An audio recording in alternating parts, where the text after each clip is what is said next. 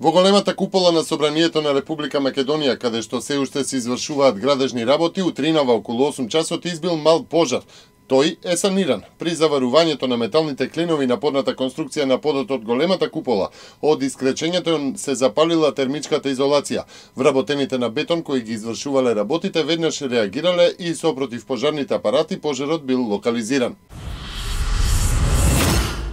Министерот за надворешни работи Никола Поповски во своето обраќање на самитот за пирање на сексуалното насилство за време на конфликт Лондон 2014 истакна дека Република Македонија има активен пристап во спроведувањето на резолуцијата на Обединетите нации 1325, која се однесува на важноста на учеството на жената во заштита и разрешување на конфликти, одржување мир и безбедност. Според Поповски, образованието и активната вклученост на жените се клучни за создавање на стабилни и продуктивни општества. На маргините на самитот, министерот Поповски оствари неформални средби со државниот секретар за надворешни работи на Обединетото кралство Вилијам Хейк и министерот за Европа Дейвид Лидингтон. Вице-премиерот за европски прашања Фатмир Бесими се сретна со заменик шефот на италијанската дипломатија Бенедито Дела де Вода. Акцент на средбата беше ставен на приоритетите на италијанското председателство со Европската унија, која започнува од јуни и ќе трае до декември 2014. Де Вода истакна дека политиката на проширувањето е еден од врвните приоритети на Италија и оти сериозно ќе се ангажираат за поддршката на земите од Западен Балкан за побрзо членство во Унијата.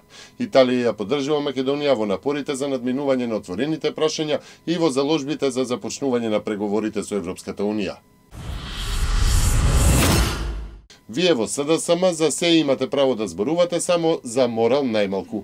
Вие во СДСМ немате двоен морал, вие немате морал, реагира градоначалникот на општина Карпош Стефчо Екимовски на, како што вели, последното од серијата дисквалификации на СДСМ упатени кон него. Дали СДСМ може да зборува за двоен морал, кога во 1999-та уште што не извадивте пиштоли и да се испотепате со Љупчо Ѓоргиевски за председателските избори, кога имаше жртви и повредени, за да од неодамна направите коалиција со него.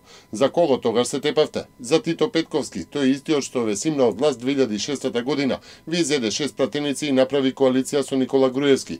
Дури и денес вие во коалиција и благодарение на вашата слабост и низок политички капацитет што го имате, секој избори си го частите со по 5, 4 или 3 пратенички мандати. Стои во реакцијата на Екимовски.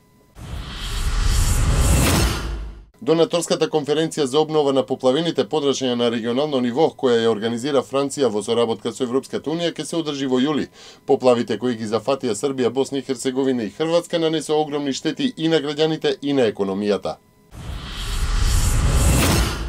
Владата на самопрогласената Луганска народна република во Украина планира да формира сојузна држава со Русија, со единствен политички и економски простор.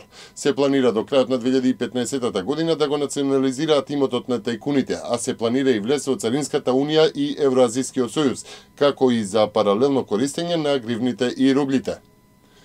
Украинскиот гувернер поднесе проект до председателот за изградба на ѕид со бодликава жица по границата со Русија. Предвидената должина е околу 2000 километри.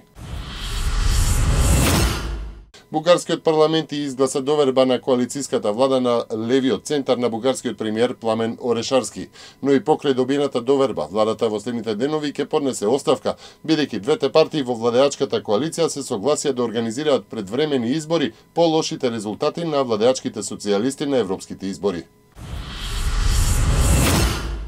Фудбалската репрезентација на Бразил со резултатот од 3:1 ја совлада репрезентацијата на Хрватска, која до 70-та минута се држеше рамо до рамо со фаворизираните домаќини на светското првенство во фудбал. Вечерва на програмата се надпреварите меѓу Мексико и Камерун од 18 часот, а мечот кој ќе започне на полнок, силите ќе ги одмерат Чиле и Австралија.